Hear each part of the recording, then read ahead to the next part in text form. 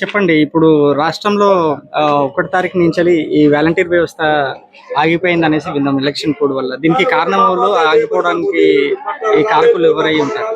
ఏముందండి, ఇది తెలుగుదేశం వాళ్ళు చాలా దుర్మార్గంగా ఆలోచించారు. పేద ప్రజల్ని ఇబ్బంది పెట్టడమే చాలా మాకు అనిపిస్తుంది. ఎందుకంటే ఆయన ఇంటి దగ్గరికి పెన్షన్ ఎందుకు పెట్టాడండి? 60 ఏళ్ళు వాళ్ళు, ముసలి వాళ్ళకి ఇబ్బంది అవుతుందని ఇంటి దగ్గరికి పెన్షన్ వాలంటీర్స్ వరకు పంపించారు.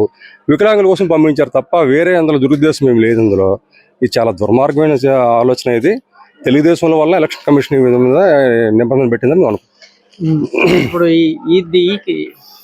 ఈ కారణం వల్ల వైఎస్ఆర్సీపీకి ఏమన్నా అబ్బాయి ఏం లేదండి. 58 నెలల పాటు ఇంటింటికి మనం పట్టుకెళ్ళిన సేవని 1-2 మాసాల్లో ప్రజలు మర్చిపోతారంటే అది నమ్మశక్యం కాదు. అది డెఫినెట్గా జగనన్న గుండెల్లో పెట్టుకుంటారు.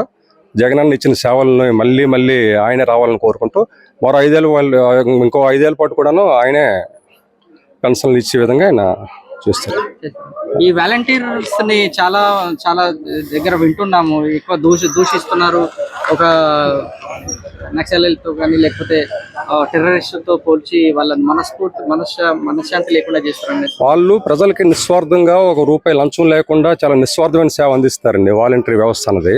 వాళ్ళు మొదటి నుంచి కూడా ఈ వ్యవస్థ ద్వారా జగన్ బలిపడిపోతారు, జగన్ ఇంకా స్ట్రాంగ్ అయిపోతారని మొదటి నుంచి వాళ్ళు వ్యతిరేకిస్తున్నారు. ఇందులో వాళ్ళు ఎన్నైనా సరే అందులో ఆశ్చర్యపోవడానికి ఏం లేదు. కానీ ఒక పార్టీ విమర్శించినంత మాత్రాన ప్రజలు దాన్ని పట్టించుకోరు. ప్రజలైతే వాళ్ళని చాలా ప్రేమగా తీసుకున్నారు. వాలంటరీ సేవలు చాలా చాలా ఉత్తమమైనవి, విలువ కట్టలేని సేవలు వాళ్ళు అందిస్తున్నారండి. నమస్తే అండి. ఈ వాలంటీర్ వ్యవస్థ ఆగిపోయింది కదా, దీనికి ముఖ్య కారణం ఎవరంటారు?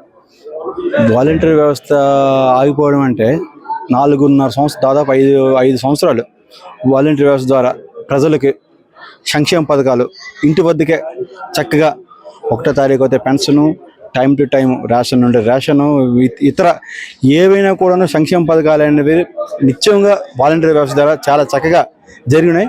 అయితే ఎలక్షన్ కమిషన్ కోర్టు మొన్నను స్థానిక హైకోర్టు వారు ఇచ్చినటువంటి ఆదేశాలతో ఎలక్షన్ కమిషన్ వారు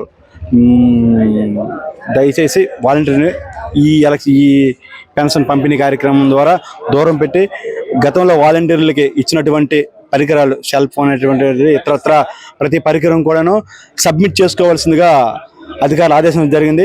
దీని ద్వారా సామాన్యమైనటువంటి వాళ్ళ పెన్షన్దారులు, అలాగే మరీ ముఖ్యంగా గతంలో పెన్షన్ అనేటప్పటికీ ఒక ఆశ అనేది ఎదురు చూసేవారు. 1వ తారీఖు వచ్చేటప్పటికి వాలంటీర్లు మాకు తెచ్చి ఇంటి దగ్గరికి ఇస్తుంటే వాళ్ళకి అదే ఒక నెల రోజులకు వచ్చేటటువంటి ఫుడ్ని, మీ ఇతరత్ర అవసరాలని ఈరోజు వాలంటీర్ వ్యవస్థ లేకపోవడం వల్ల చాలామంది పెన్షన్దారులు కానీ, వితంతులు కానీ, ఆనెస్ట్ వికలాంగులు కానీ చాలా బాధపడే పరిస్థితే చాలా చక్కగా కనబడుతుంది. దీన్ని మాత్రం చాలా బాధతో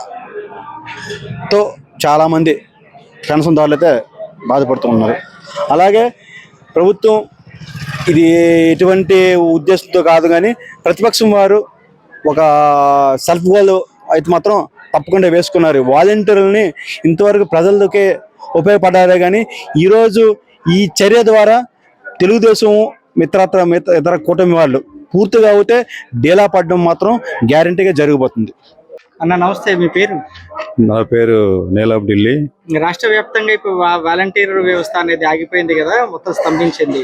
దీనికి ముఖ్య కారణం ఎవరు? ఈ వాలంటీర్ వ్యవస్థ ఆగిపోవడం మంచిది అంటారా, చేయడంటారా? చాలా చెడండి.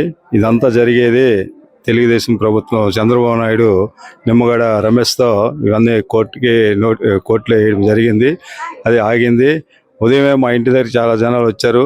బాబు మాకు 1వ తారీఖు కల్లా మాకు పెన్షన్లు వచ్చేది, మా ఇంటికి వచ్చేసి ఎందుకు ఇవ్వలేదు అని అంటే, అమ్మ కోర్టుకి వెళ్ళారు వాళ్ళు, కోర్టు నుండి వాళ్ళు ఈసీ ఆపింది.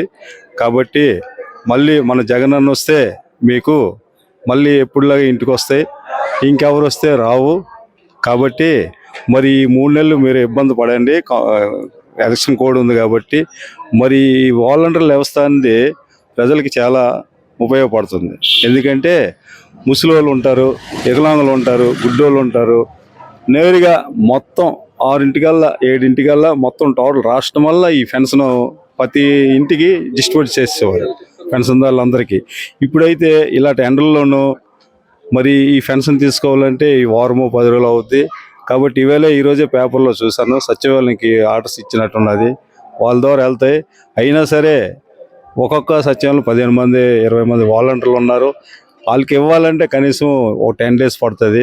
కాబట్టి మళ్ళీ వాలంటీర్లు వస్తుంటే మాకు బాగుంటుంది, ప్రజలకు అందరూ బాగుంటుంది. ఇది వాలంటీర్ల వల్ల మరి చదువు లేనోడు కూడా, ఎడ్యుకేషన్ లేనోడు కూడా మొత్తం అప్లికేషన్ రాసి వాళ్ళే మొత్తం ఏది కావాలన్నా ఏది లేదన్నా ఇంట్లో ఏవి కష్టాలు ఉన్నా వాళ్ళు మొత్తం ఒక రిపోర్ట్ చేసి మరి